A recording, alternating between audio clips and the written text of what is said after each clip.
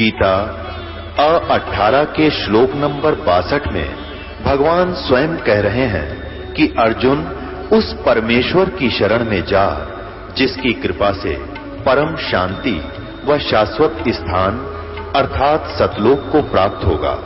वो परमेश्वर कौन है, कहां है, कैसा है, जानने के लिए कृपया अवश्य सुनिए जगत गुरु तत्वदर्शी संत रामपाल जी महाराज के अमृत वचन। अब विष्णु के देख पढ़, इसमें ये मैं सुनाना चाहता था कि विष्णु जी कह रहे हैं कि या तबाई आपन अपनी माँ दिखे है और या इसके मैं जब छोटा सा बालक था जब मैंने एक बार देखी थी फिर याद थोड़ी थोड़ी याद आ, ये देख लो ये शिव महाप्रिय देवी भागवत महापुराण श्रीमद देवी भागवत महापुराण से सुना रहा हूं। ये तीसरे सकंद में विष्णु के कह रहा है कि उन्होंने कहा कि भगवती हम सभी की आदि कारण है, यानी ये हमारी मां से हमें इन्होंने बनाया है। ये वही दिव्यांगना है जिसके परिणय वर्ण में मुझे दर्शन हुए थे, उस समय मैं बालक रूप में था, यानी छोटा सा था तब मुझे इसके दर्शन हुए थे। और फिर ये जब थोड़ी सी सोजीमान लग जाते हैं इनको बेहोश कर देते हैं और ये काल उनको अचेत रखता है, इतने जवान हो जाते हैं इनको प्रवेश करता रहता अपनी शक्ति से और फिर ये जहां का इनको पटक दे से फिर ये चक्कर काटते अंडे जा मैं कहां था मैं कौन, फिर इनको इतना बेवकूफ बना दे से इनके ब्याह कर दे हैं और शादी होने पाछे फिर ये अपने ही इनमें इतने मगन हो जाते हैं। फिर इनको प्रभुता दे देता है 3 लोक के अंदर, तुम मालिक हो जो चाहे सो कर सकते हो, और प्रभुता जिसमें आगे वो फिर किससे की नहीं सुनता, अपने आप में मगन हो जाता है, आगे की सुध रहती को ना। धर्मा जी कहते हैं इस प्रकार बताकर भगवान विष्णु ने फिर कहा कि हम लोग बारंबार प्रणाम करते हुए उन भगवती के पास चले। हम सभी अर्थात मैं, विष्णु और शंकर तीनों द्वार के पास जाकर विमान से नीचे उतरे। जब देवी ने हम सभी को द्वार पर देखा तब वे मुस्कुराकर हंसने लगी और परंतु हम तीनों को स्त्री बना दिया। जब हम तीनों विमान से उतर कर वहां पहुंचे ना उनके द्वार पे, हम तीनों को लड़की बना दिया, स्त्री बना दिया। हम उत्तम आभूषणों से अलंकृत रूपवती युवती बन गए। अब हमारे आश्चर्य का पार न रहा। फिर हम उस देवी के सन्निकट चले गए। हम स्त्री रूप में थे। हम भगवती को प्रणाम करके सामने बैठ गए। वहां देवी की हजारों सहेलियां विराजमान थी। नारद जी, मैंने जो उद्भुत दृश्य वहां देखा वो बतलाता हूं, तुम ध्यान देकर सुना। भगवती भुवनेश्वरी के चरण कमल के समान कोमल थे, कमल के समान कोमल थे। नख सरस दर्पण का काम कर रहा था। उनके नाखून नो चमके थे कि उसमें ये सारे लोग दिखाई देते। उसमें मैं भी दिखा, विष्णु भी दिखा और शिव जी भी दिखा और मधु कैटक भी दिखे। ये सब लोग दिखाई दिए। हमने मान लिया कि सारी इस ब्रह्मांड की रचने वाली यही माया है, यही हमारी मां है। इसका ये पूरा प्रमाण यही है। विष्णु और शंकर का मन भी आश्चर्य से भर गया। मैं, विष्णु और शंकर तीनों ने मान लिया कि ये देवी जगत जननी है।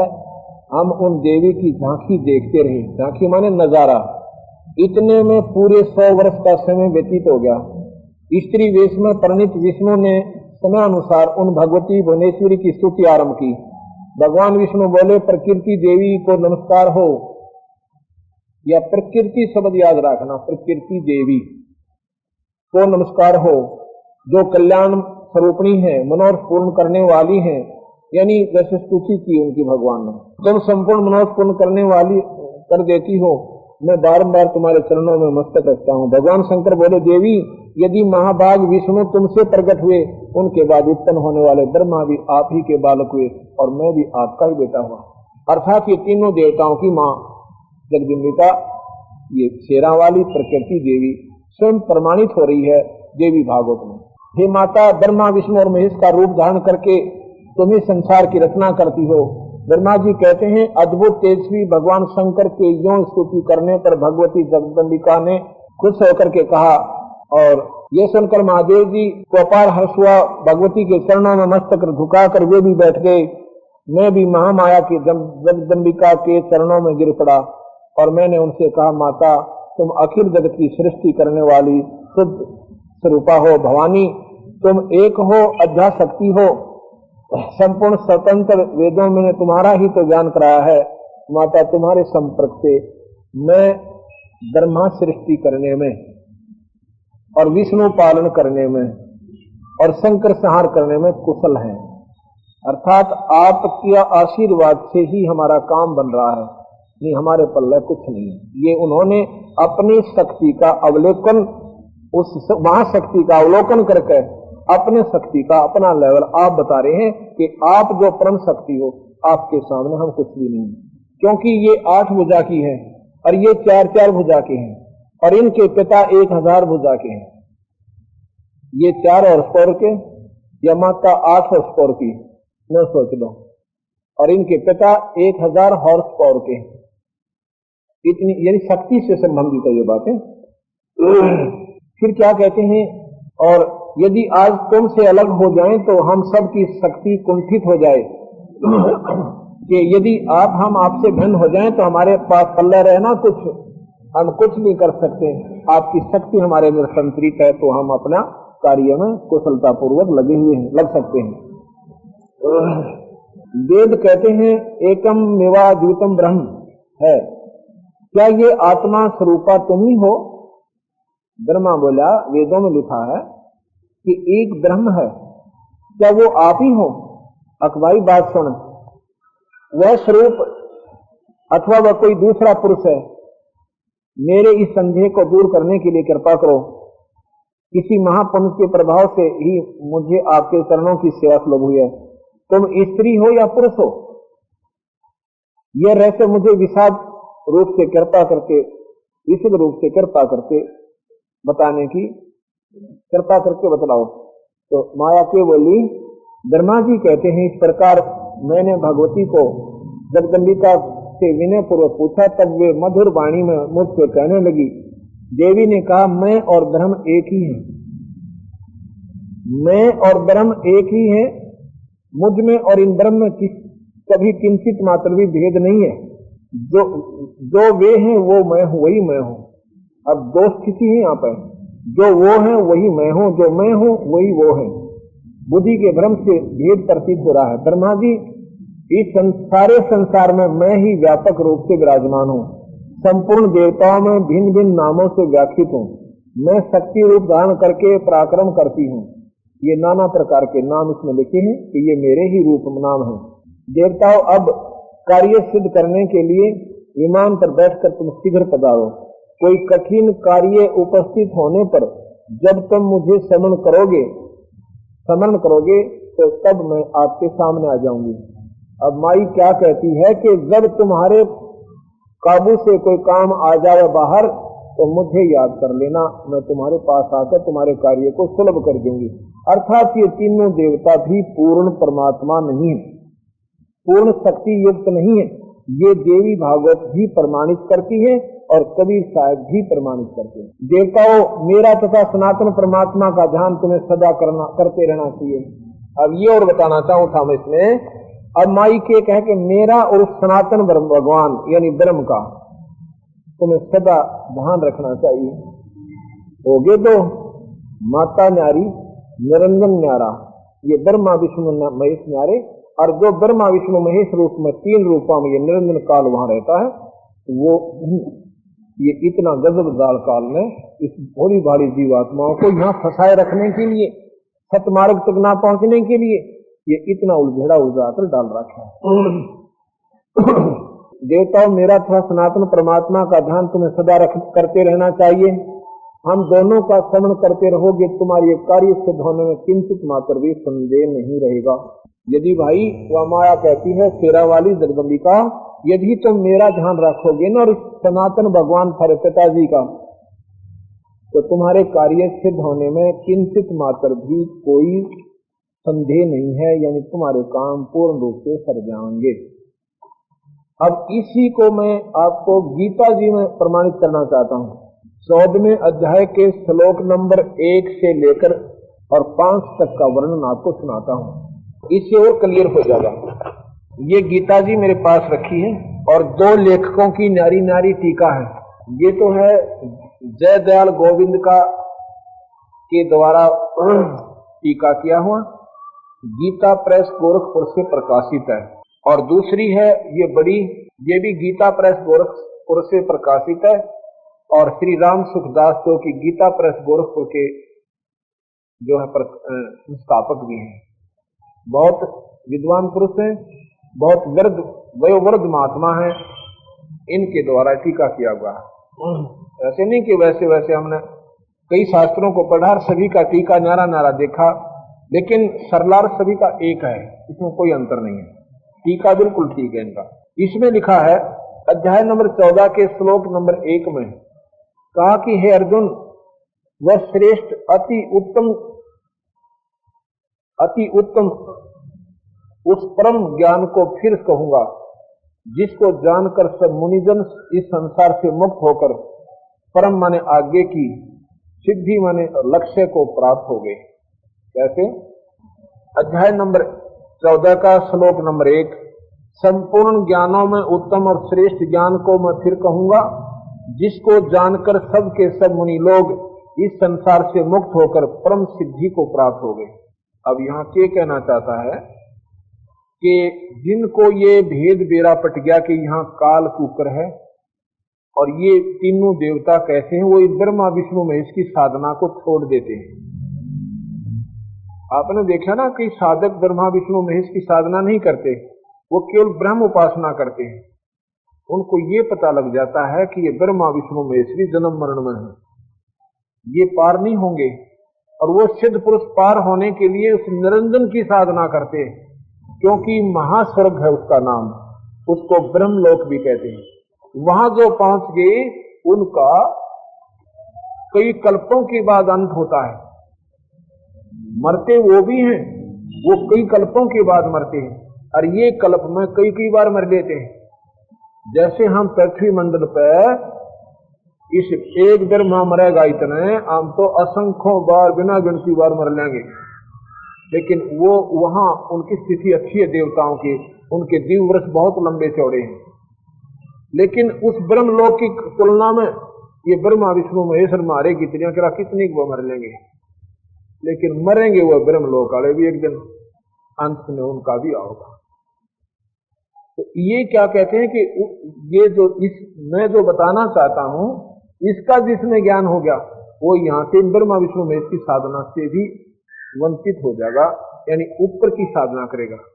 और उसकी जब अपना हम ये ज्ञान हो जाएगा कि काल निरंजन कौन है, तो फिर आप उस ब्रह्मलोक में भी त्याग दोगे, आप सतलोक की साधना में आरूढ़ हो जाओगे, जहां जाने के बाद कभी मरण नहीं होता। अध्याय नंबर 2 श्लोक नंबर 2 अध्याय नंबर 14 का गीता जी में, इस ज्ञान का आश्रय लेकर जो मनुष्य मेरी सद मत को प्राप्त हो गए हैं, सद्धर्मता को प्राप्त हो गए हैं, वे महासर्ग में भी पैदा नहीं होते, महाप्रलय में व्यवस्थित नहीं होते। कौन? जिन्होंने ब्रह्मा विष्णु महेश की भी साधना त्याग दी और मेरी साधना यानी काल की कर ली, ब्रह्म की, वो ब्रह्मा विष्णु महेश और कई बार मर लेंगे, वो फिर भी नहीं मरेंगे। लेकिन जब मैंने बताया कि कई अरबों कल्पों के बाद वो भी अंत होगा, लेकिन यहाँ के जन्म मरण से, यहाँ की जो हमारी स्थिति से, तो देवता लोग अच्छे, देवताओं से वो महास्वर्ग यानी ब्रह्मलोक वाले अच्छे, लेकिन अच्छे वो भी कोई ना, वो भी मरने में आएंगे। अंत में अच्छे कौन है? सतलोक में जहां से हम आए थे, वहां अपना कभी मरण नहीं होगा, वहां हम सदा सुखी रहेंगे, कोई काम नहीं है वहां पर परम पिता परमात्मा सत्पुर की व्यवस्था है, सभी प्राणी वहां अपने ईश्वर के ध्यान में मगन रहते हैं और वहां अपना परिवार बनेगा, फिर वो मरण कभी नहीं होगा। और साधना बिल्कुल आसान है, एक नाम मिलता है और उस नाम का जाप करते रहिए और अपना परमात्मा का ध्यान रखिए परम पिता का और साथ में अपने बच्चों का पालन पोषण भी करते रहिए। अब आगे अध्याय नंबर 14 के श्लोक नंबर 3, 4 और 5 में ये ध्यान से सुनने का। अध्याय नंबर 3 में लिखा है कि हे अर्जुन, मेरी मूल प्रकृति यानी प्रधान प्रकृति, आपने शिव महापुराण में देवी भागवत में ये सुना होगा कि इसी को देवी कहते हैं, इसी को प्रकृति देवी कहते हैं, इसी को जगदम्बिका कहते हैं, इसको असंगी कहते हैं, इसी को प्रकृति देवी कहते हैं। यहाँ काल निरंजन गीता में स्वयं कृष्ण जी के शरीर में बढ़कर प्रवेश करके बोल रहा है। क्या कहता है कि हे अर्जुन, मेरी मूल प्रकृति तो उत्पत्ति स्थान है और मैं उसमें जीव रूप गर्भ का स्थापन करता हूँ। इससे संपूर्ण प्राणियों की उत्पत्ति होती है। चौथे श्लोक में कहा है 14वें अध्याय का कि हे अर्जुन, संपूर्ण योनियों में प्राणियों के जितने शरीर पैदा होते हैं उन सब की मूल प्रकृति तो माता है और मैं बीज स्थापन करने वाला पिता हूँ। ये गीता जी के 3 और 4 श्लोक में 14वें अध्याय का ये मैंने आपको प्रमाण दिया। ये काल निरंजन कहता है कि यह प्रकृति तो सबकी माँ है और मैं इन सबका पिता हूँ और इससे ये उत्पत्ति यहाँ की होती है।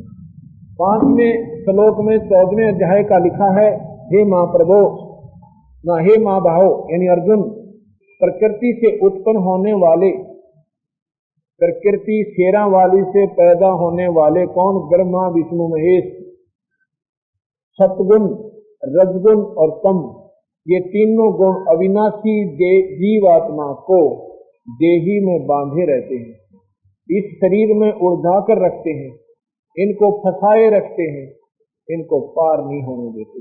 अब बताओ गीता जी कहने लग रही, ये गीता जी बोल रही है। क्या कहते हैं कि अर्जुन, इस प्रकृति से उत्पन्न होने वाले ये तीनों ब्रह्मा विष्णु महेश, रजगुण ब्रह्मा और सतगुण विष्णु, तमगुण शंकर जी, ये इस भोली भारी जीवात्मा को इस शरीर में फंसा कर रखते हैं। कभी गधी बना देते हैं, कभी कुतिया बना देते हैं, कभी कुत्ते बना देते हैं और कभी गंदी नाली के कीड़े बना देते हैं। ये इस जीव को यहाँ से निकल नहीं देते। ये खुद भगवान ब्रह्म कह रहा है और इन तीनों ब्रह्मा विष्णु महेश को कहते हैं कि ये तुम्हें दुखदाई है। अब सुनो इस बात को ध्यान से। गरीबदास जी कहते हैं, गरीब तीनों देवा काल हैं, ये ब्रह्मा विष्णु महेश, कहते हैं कि ये तीनों देवा काल हैं, ब्रह्मा विष्णु महेश, भूले चूके समझियो और सबका हूँ आदेश, सबका हूँ उपदेश।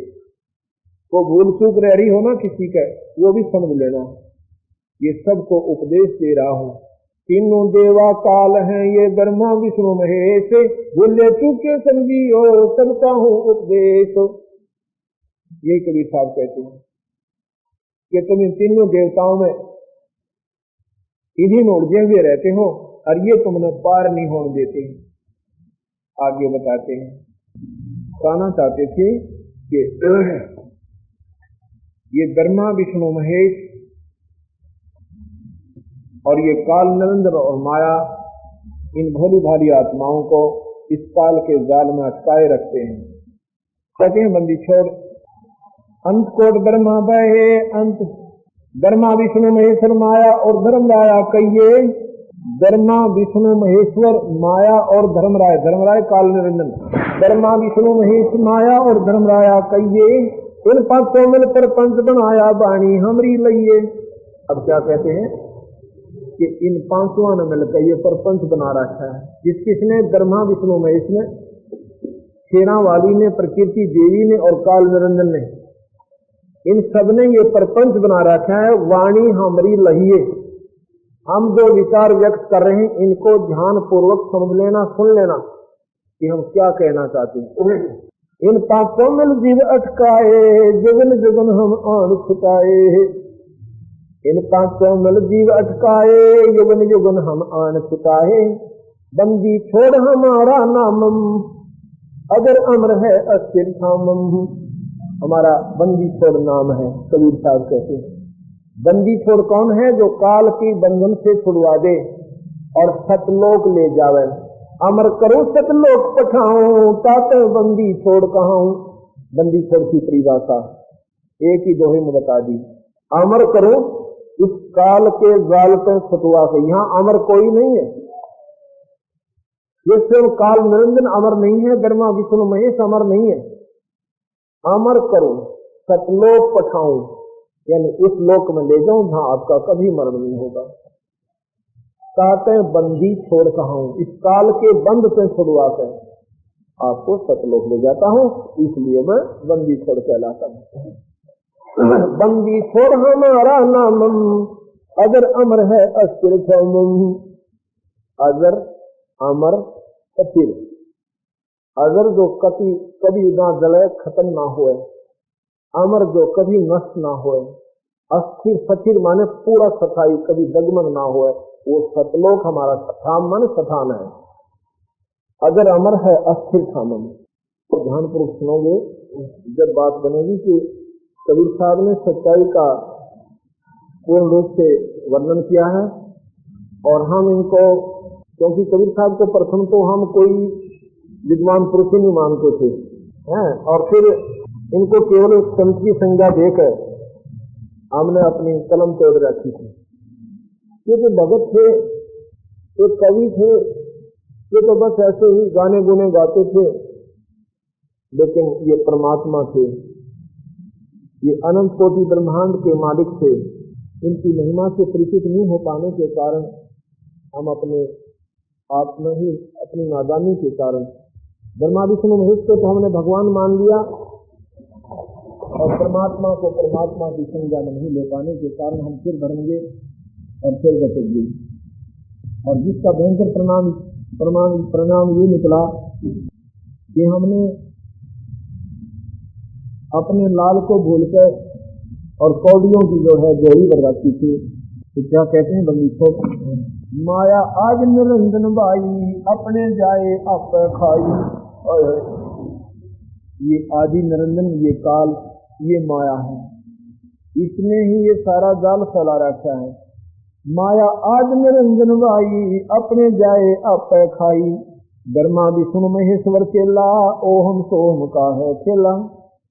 शिखर सोन में धर्म अन्यायी, जिन शक्ति दायण महल पठाई। ये सुनो बंदी छोड़ की वाणी। ये गरीबदास कबीर साहब एक ही शक्ति है। जैसे रामचंद्र जी और श्री कृष्ण जी भगवान विष्णु के अवतार आए थे, ऐसे ही कबीर साहब और गरीबदास जी उस पूर्ण परमात्मा सतपुरुष के पूर्ण बदन के अवतार आए थे। उन्होंने एक जैसा ही ज्ञान दिया है।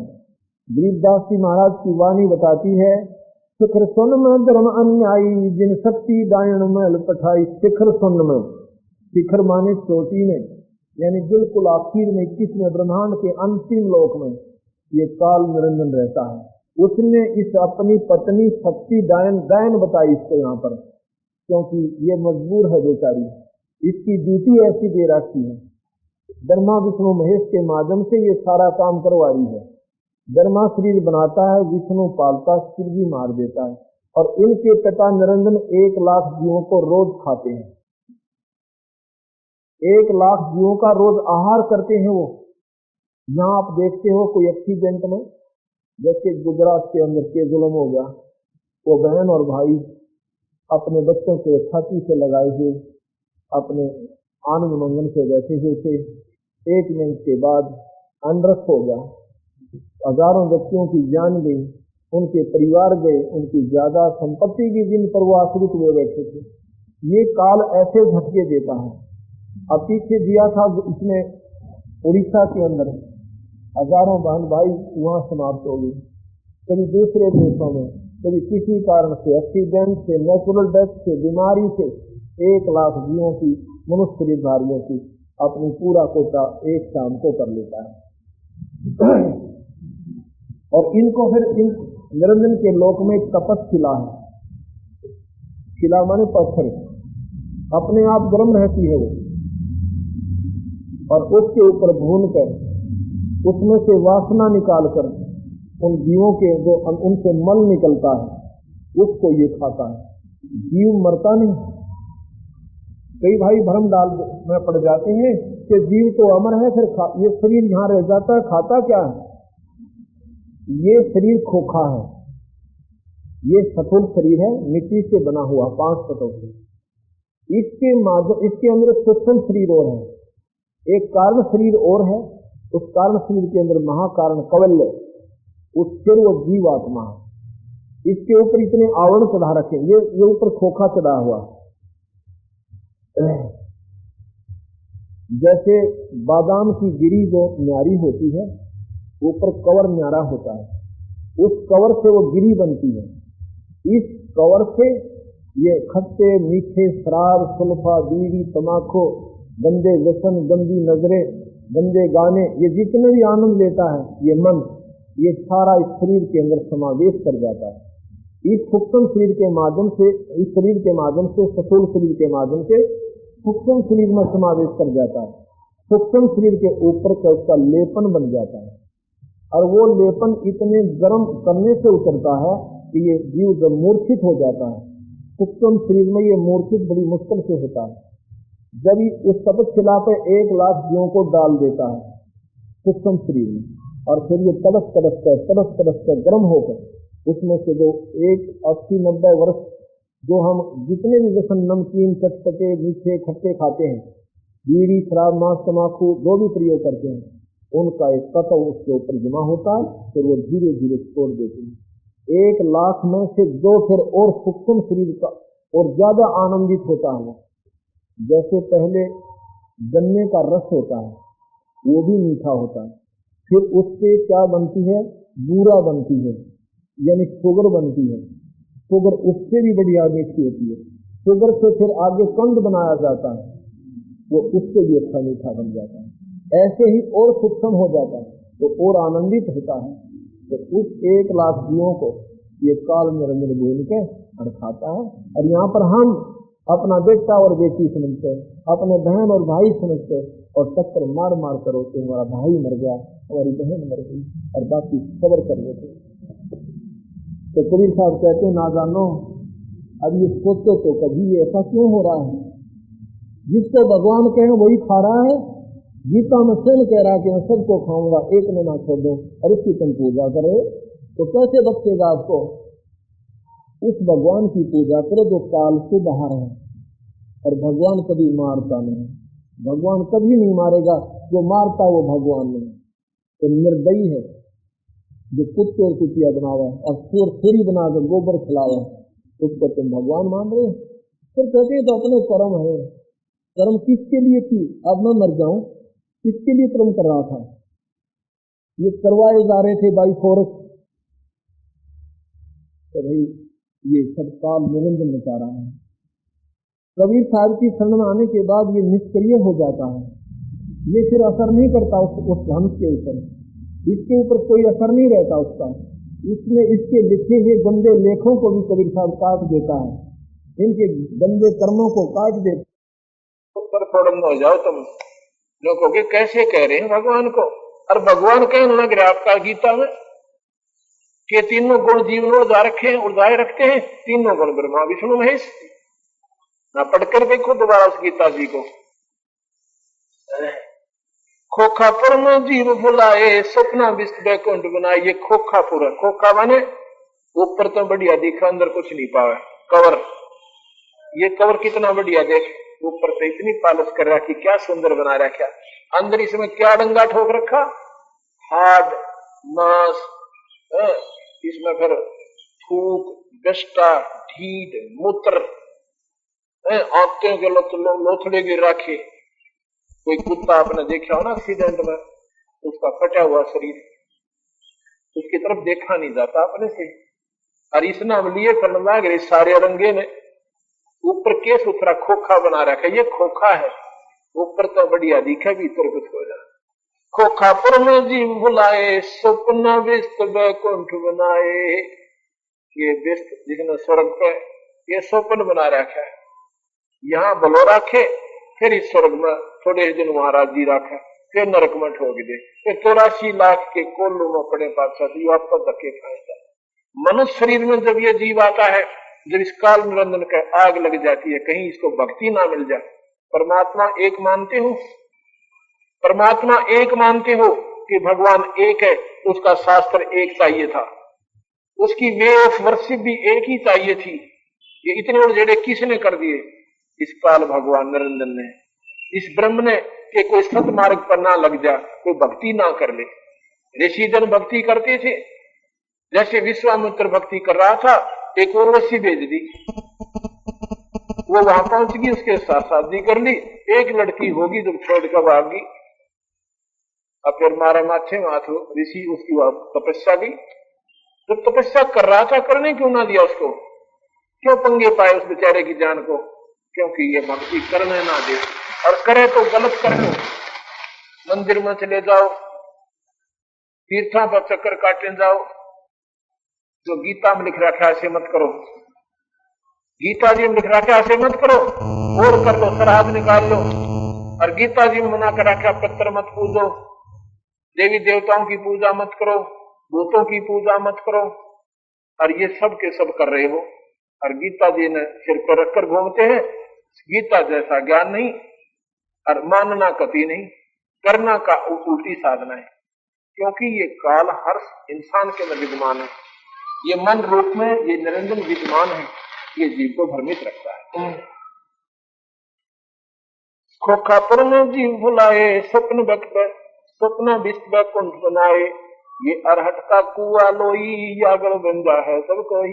रहट का कुआ, पहले एक सिंचाई का साधन, एक कुआ होता था, वेल, और उसमें एक चैन सी होती थी, बकेट लगी हुई होती थी, उसमें एक बैलों से उसको चलाया जाता था कोहलू की तरह, तो नीचे से पानी वो बकेट चैन के ऊपर से वो बाल्टियां भर के आती थी, और बाहर खाली हो जाती थी, नीचे से फिर भर लाती थी, फिर खाली हो जाती थी। अब यहाँ पर क्या बता रखा है कि यहाँ पर पुण्य कमाओ और स्वर्ग में खाली कराओ, और फिर नरक में जाओ, फिर स्वर्ग में यहाँ आओ, पुण्य कमाओ, वहां खाली कराओ, 84 लाख के चक्कर काटो। ये एक रहट का कुआ लोई, रहट, हर हट जिसे कहते हैं, और या गड़बंजा है सब कोई। कीड़ी कुंदर और अवतारा, हर हट डोर बंधे कोई वारा। ये भगवान ब्रह्मा विष्णु महेश जैसे भी असंख्यों बार मर लिए, असंख्यों बार पैदा हो लिए, 84 लाख जोनियों में जा लिए। ब्रह्मा विष्णु महेश कोई व्यक्ति विशेष नहीं है, दीज आर द पोस्ट, ये एक पदवी है, और इन पे जो उसके इक्विवेलेंट यानी अच्छी आत्मा का जो हंस होता है, उनके वो काल निरंजन अपनी पत्नी के माध्यम से और उन अपने बच्चों के रूप में उनको पैदा करता है। उन उच्च आत्माओं को, जो अच्छी आत्माएं हैं, जो परम आत्माएं हैं, परम माने श्रेष्ठ आत्माएं। परमात्मा की परिभाषा क्या है?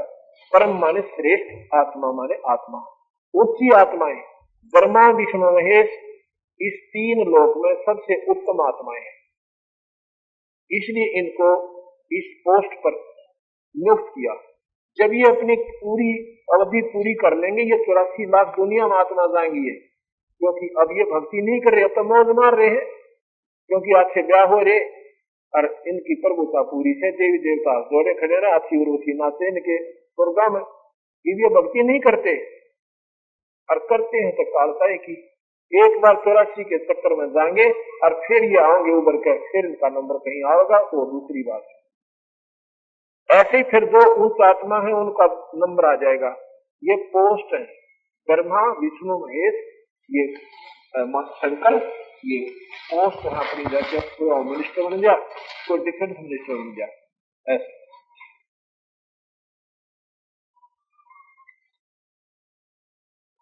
अरब अनिल इंद्र कीड़ी कुंजर और अवतारा, हर डोर बंधे कई बारा। गीता जी में कृष्ण जी के मुखारविंद से और काल बोल रहा है कि अर्जुन तेरे मेरे असंख्य जन्म हो लिए, तेरा याद को ना मुझे ज्ञान है, अर्थात भगवान भी जन्म मरण में रहा है। शेष महेश गणेश्वर ताही, हर हट डोर बंधे सब आही। ये शेष महेश और गणेश ये सारे जन्म मरण में है, और ये जो है ऐसे चलते रहते हैं। शुक्राधिक ब्रह्माधिक देवा, हर डोर बंधे सब खेवा। कोटे करता फिरता देखा, हर डोर कहूं सुन देखा। चतुर्भुजी भगवान कहाँ में, हर डोर बंधे सब आवे। ये चतुर्भुजी भगवान कहावे, हर हट डोर बंधे सब आवे। ये चतुर्भुजी भगवान जिनको तुम कहते हो, यो है खोखापुर का कुआ, यम पड़ा तो निश्चय मुआ। मुल्ला माया मग में बैठी, हंसा चुन चुन खाई। ज्योत निरंजन भया, ज्योत स्वरूपी भया निरंजन में ही करता भाई। अब यहाँ पर सारे अपनी अपनी डसली, अपना अपना राग, अपनी प्रभुता बनाए बैठे हैं। ब्रह्मा विष्णु महेश में पूछ लो, वो नो कहे मारे बड्डा कोई को ना, हम नो कर जा, हम नो कर जा, हम नो कर जा, हम ऐसे कर सकते हैं। हाँ, उनकी जितनी, उनके जो अधिकारक क्षेत्र है उतने में वो फुल फ्लैज है। जैसे राज्य में मुख्यमंत्री फुल फ्लैज होता है, उसमें पूर्ण है वो, लेकिन राज्य से बाहर वो कुछ नहीं है। ऐसे ये तीन लोक के पूर्ण प्रभु हैं। इनके कार्य क्षेत्र, इनके अधिकार क्षेत्र भगवान निरंजन के द्वारा नियुक्त किए गए हैं। तुम ऐसे कर सकते हो, ऐसे नहीं कर सकते। ये कर्म के दंड को नहीं काट सकते, किए हुए कर्म का भोग दे सकते हैं, उसमें फेरबदल नहीं कर सकते। नासा घटे ना तिल बढ़े, विदना लिखे जो लेख, भाई सच्चा सतगुर मेट के ऊपर मार दी। ब्रह्मा विष्णु महेश अपने कर्म को भी नहीं काट सकते, अपने कर्म को नहीं काट सकते, उन्हें भोगना पड़ेगा। जैसे भगवान रामचंद्र जी ने बाली मारा था, सुग्रीव का भाई, त्रेता युग में, उसका बदला भी द्वापर युग में स्वयं कृष्ण बनकर आए, वही भगवान विष्णु, और तीर से उनकी हत्या की गई। उसी आत्मा जो कि बालिया था, बाली का वही आत्मा आकर के एक पारदी शिकारी बना था। तो गरीबदास जी महाराज कहते हैं, जब ये अपने कर्म को नहीं काट पाए, अपना कर्म भोगना पड़ा, तो आप इनकी आराधना साधना करके कर्म दंड को कटवा नहीं सकते, वो भोगना पड़ेगा। इसलिए यहाँ का हार्ड फास्टूल बना दिया कि जैसे कर्म प्राणी करेगा भोगने पड़ेंगे। ये गीता जी का मूल ज्ञान। जैसे का मतलब है बुरे भी और अच्छे। और बंदी छोड़ कहता है कि मासा घटे ना चल बधे, विधना लिखे जो लेख। ये विधना कौन? निरंजन। निरंजन के द्वारा एक धर्मराज बनाया गया है, नियुक्त किया गया है, सुप्रीम जज, मजिस्ट्रेट। उसके आदेश से वो सबके कर्मों के आधार पर दंड नियुक्त करता है। उसको ना ब्रह्मा काट सके, ना विष्णु काट सके, ना शिव जी काट सके, उसको कबीर भगवान काट सकते हैं। जैसे राष्ट्रपति और हाई कोर्ट के फैसले को भी चेंज कर सकता है, उसको कोई चैलेंज नहीं है। फांसी की सजा को भी माफ कर सकता है, अन्य सजाएं तो उसके लिए बाएं हाथ का खेल, उसको कोई चैलेंज नहीं है। जितने चाहे कर सकता है, अपील भी नहीं है उनके सामने। तो इसलिए उनको कोई पूछने वाला भी नहीं है कि आपने ऐसा क्यों कर दिया। आज भी सारी जेल को खाली कर सकता है एक आदेश में, सभी जेलों को, सभी फैसले फेल कर सकता है अगर चाहे तो। वो सुप्रीम पावर है, राष्ट्रपति supreme power of the country. ऐसे ही कबीर साहब वो पूर्ण परमात्मा है। वो गिर जमजोरा जाते डरे मिटे कर्म के लेख, अदली अदल कबीर हैं ये कुल के सतगुरु एक। ये कर्म के दंड को, कर्म के लेख को मिटा देते हैं अपनी तरफ से। ये पूर्ण परमात्मा।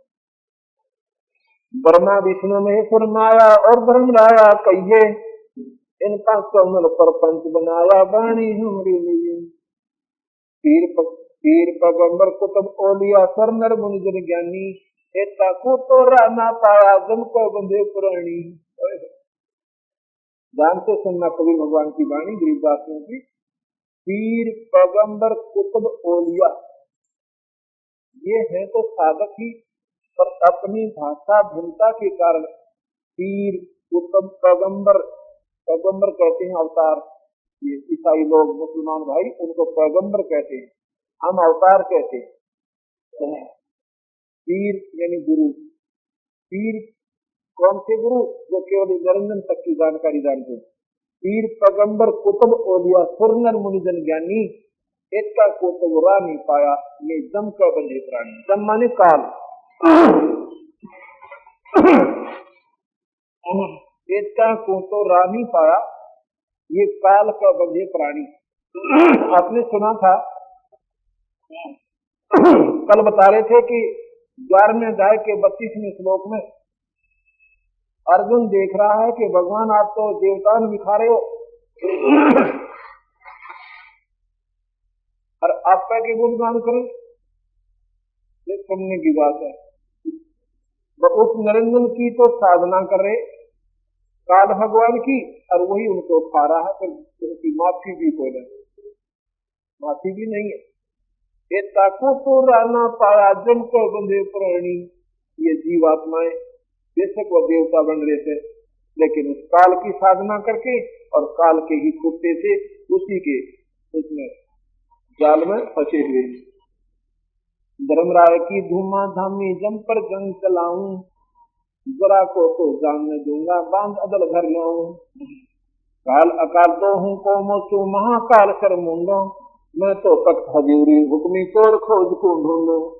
मुल्ला माया मग में बैठी हंसा चुन चुन खाई, ये जो स्वरूप भी बया निरंजन मोह करता भाई। ब्रह्मा विष्णु को देव कहते हैं ये भगवान, और निरंजन कहता मैं भगवान। मैं बोला ओ भी नहीं होगा, मैं भगवान। 88 दीप मुनीश्वर बंदे मुल्ला डोरी, 88 दीप मुनीश्वर बंदे मुल्ला डोरी। एक मजलूम का तलवाना तलियो पुरुष के चोरी। 88 दीप मुनीश्वर, 88,000 खेड़े बना रखे काल में, उसमें ऋषियों को न्यारे न्यारे स्थान दे रखे 88,000 ऋषियों को। और वो मौज मार रहे थे, उनकी वहां शादी हो रही है और पूरा के ठाठ हो रहे। मैं फिर गधे बनाओगा तुमने, ये थोड़े दिन की सोच लो लेकर। यह कहते हैं 88 दीप मुनीश्वर बंदे मुल्ला डोरी। मुल्ला यानी काल की डोर का बन रहे हैं, माया की डोरी का बन रहे हैं। एक मजलूम का तलवाना चलियो पुरुष के चोरी। इन सब में काल का तलवाना माने हुक्म चलता है, और समय आने पर सबको 84 लाख दुनिया में जाना पड़ेगा। इसलिए उस परमात्मा सत्पुरुष की, उस भगवान की साधना करो जो गीता जी में लिखा कि उसकी साधना करने को फिर जन्म मरण नहीं होगा। हम तो बंदी छोड़ कहावा धर्मराय है चकवे, सतलोक की सकल सुनावा बाणी हमरी अखबे। 9 लाख पट्टन ऊपर खेलूं कादर रे को रोको, वादत को कटक सब काटूं हम पठाऊं मोको। 14 भवन गवन है मेरा जलथल में सरभंगी, खालक खलक खलक में तो खालक अवगत अचल अभंगी। अगर अनिल चक्कर है मेरा जिससे हम चल आए, पांचों पर परवाना मेरा बंद छुटावन भाई। अब अपनी शक्ति का प्रमाण देते हुए कबीर साहब गरीबदास जी कहते हैं, अगर अलील चक्र है मेरा जिससे हम चल आए, हम उस सतलोक से चल कर आए हैं जहां पर ये ब्रह्मा विष्णु महेश निरंजन से नहीं जा सकते। और इन पांचों पर परवाना मेरा, इन ब्रह्मा विष्णु महेश माया और गंगा के ऊपर मेरा हुक्म चलता है, और हम बंद छुटावन आए। हम तुम्हारे को इस काल से निकाल कर सतलोक ले जाने के लिए आए। या कुत्ते गधे नहीं बनने देंगे आपको। जिन्होंने हमारा नाम ले लिया उनका जन्म होगा तो मनुष्य का होगा, स्त्री या पुरुष का जब तक यहाँ से पार नहीं होगी। चाहे 2 जन्म लगे चाहे 100 जन्म लगे, आपको इन गंदी दुनिया में कभी साधन नहीं जाने देगा। अब यहाँ देखो, किसी न किसी अंश के लिए खेल हो रहा है। इसमें जरूर 10, 20, 50 आत्मा जुड़ेंगी जो उस ईश्वर कबीर भगवान की होंगी, अन्य नहीं आएंगी। यहाँ पर हीरो हीरोइन आ जाते, या कोई अन्य ये रामायण महाभारत गीता की कथा करनी है, संत आ जाएंगे, दुनिया इकट्ठी हो जाती। ये कथाएं आपने खूब सुन रखी हैं, तुम कथाओं के सुनने गाने पर कुछ लाभ नहीं होगा जब तक ये कड़वा ज्ञान नहीं सुनोगे। हमने करना क्या है, हम किस कोर्स को करें जिससे हमारा आगे आने वाला बेनिफिट बने सही। हमें कोई ज्ञान तो है नहीं, हम आंखा में इसी देखा देखी लगे हुए, जिससे हमें बेनिफिट भी नहीं हो रहा और हम भगवान में आस्था भी पूरी रखी हुई, क्योंकि हमारी वे ऑफ वर्शिप एक्यूरेट नहीं है। हमारी पूजा की विधि 3 लोग की भी ठीक हो ना, गीता के अनुसार चल कर देखो, जो हम नाम देते हैं पहले 3 लोग के देते हैं, पहले हम 3 लोग की जो सही भक्ति है वो करवाते हैं। जैसे हम अच्छे स्कूल होते हैं ना, बच्चे कमजोर से हों उनकी लोग अपना 5वीं क्लास की तैयारी करवाएंगे आपकी, और फिर हम आगे एडमिशन लेंगे आपको। तो ये पिछली आपकी हम कमजोरी निकाल के तो आगे की पढ़ाई पढ़ाते हैं। अगर आपने ये 3 लोग की भक्ति सही कर रखी होती तो हम सीधा नाम आपको सतलोक का दे देते, मिनटों में बात समझ जाती। हम पहले यहाँ की सुचारू भक्ति कराते हैं जो इन शास्त्रों में लिखी हुई है। जिस नाम मंत्र से पार्वती की मुक्ति हुई वो मंत्र देंगे हम आपको, जो भगवान शिव ने पार्वती को दिया था। वो चौथी मुक्ति युक्त होगी, यानी उन्होंने बीए कर ली, और बीए के बाद फिर हम वो कोर्स करवाएंगे, उस कोर्स में आपको नौकरी निश्चित होगी।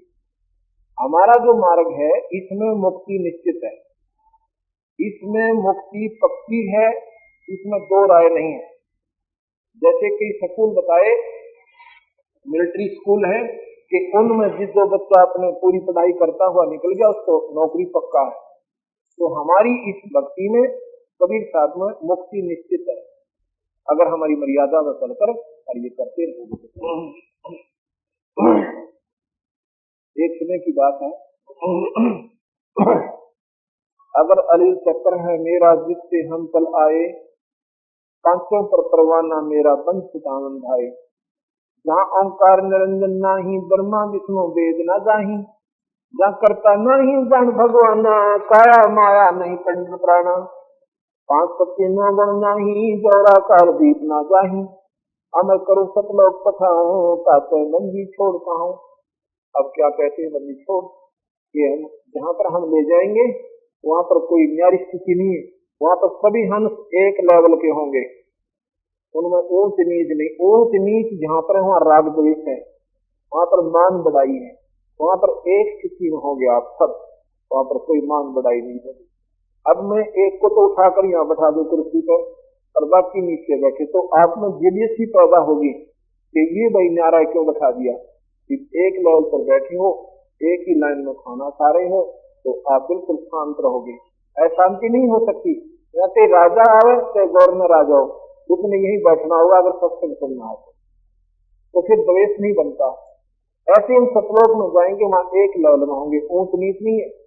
अभी स्वर्ग में तो बिरानमाटी हो रही जीव की, एक बड़ा देवता एक उससे छोटा देवता, वो उससे गेला खेलता था नहीं, वो उससे गेला खेलता, वो उसकी पत्नी में बोली नजर तो देख रहा है, वो उसकी देख रहा है। और प्रमाण मिल रहा है कि गौतम ऋषि की पत्नी के पास खुद चंद्र देवता चंद्रमा देवता गए और ऐसा जुल्म किया उसने।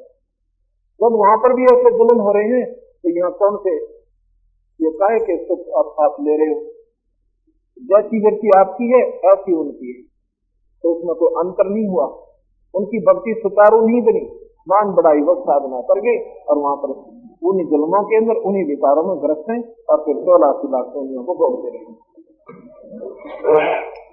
तो हम जो मार्गदर्शन आपको कर रहे हैं उस पूर्ण परमात्मा सत्पुरुष का कर रहे हैं। इसमें सबसे पहले हमारे गुरु होने चाहिए। गुरु के बिना कोई भी साधना आपकी सफल नहीं होती। कोई भी भक्ति करो, चाहे आप ब्रह्मा विष्णु महेश की कीजिए, लेकिन गुरु अवश्य बनाना पड़ेगा। केवल मंदिर में घंटी बजाने से और मूर्ति पर पानी डालने से आपकी कभी मुक्ति नहीं होगी। न मूर्ति में भगवान, न मंदिर में ईश्वर। ईश्वर अगर मिलेगा तो संतान दो रखा होगा। संत जिसने कमाई कर रखी है और जिसका कनेक्शन उस संत का उस ईश्वर से हो चुका है, जो योग युक्त हो चुका है, उससे फिर आप कनेक्शन लोगे, उनसे नाम लोगे आपके घर में उस ईश्वरीय शक्ति का। जिस लाइन से उस संत की कनेक्शन है वो शक्ति आपके घर पर जितना वो लाभ दे सकती है आपको दी। इसलिए गुरु ढूंढना आपने प्रथम चाहिए। और गुरु कौन होगा? केवल नाम आसरा देगा गुरु होगा तो। और भाई ये माता मसानी कनागल सुराग फलाना बकरा ये तुम पहले पूज ही रहे थे, अगर ऐसे कोई बताता है तो वो संत नहीं होगा। कलयुग केवल नाम आधारा, सुमर सुमर नर उतरो पारा। कलयुग में जीवन थोड़ा है, कर ले बेग संभार। योग साधना बड़े नहीं गिरा, केवल नाम आधार। एक नाम से मुक्ति होगी। गुरु ने कब, गुरु ने किस चीज की जाप किया था? नाम का जाप किया था। प्रहलाद ने काहे का किया था? नाम का जाप किया था। और बहुत जल्दी प्राप्ति होती है नाम से। ये सभी आपके काम भी करते हैं इस भगवान के नाम। अब मैं आपको कबीर भगवान की शक्ति का छोटा सा प्रमाण बताता हूँ। भक्त राजेंद्र दौलतपुर खेड़ी हरियाणा से,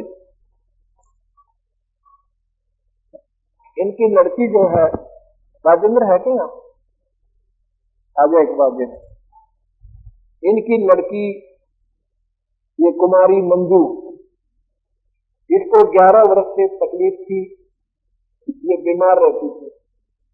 इन्होंने सब जगह इनको दिखाया था लेकिन कोई राहत नहीं मिली। आइए देखिए, मंजू भी है ना, आजा पुत्री, ये लड़की है,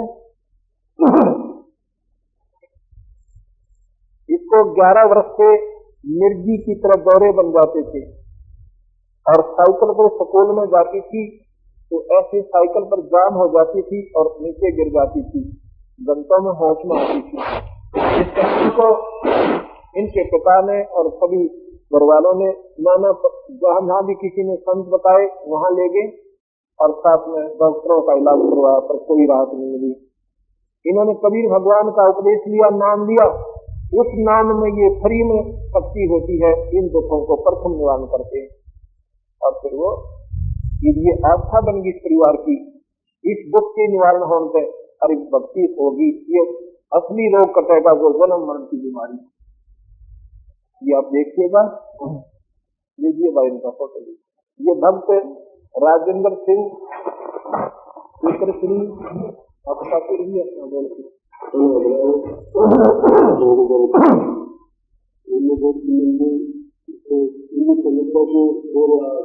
दौरे आया करते थे।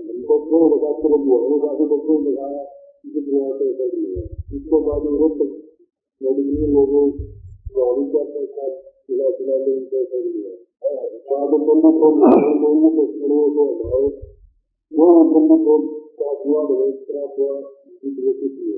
सतगुरुदेव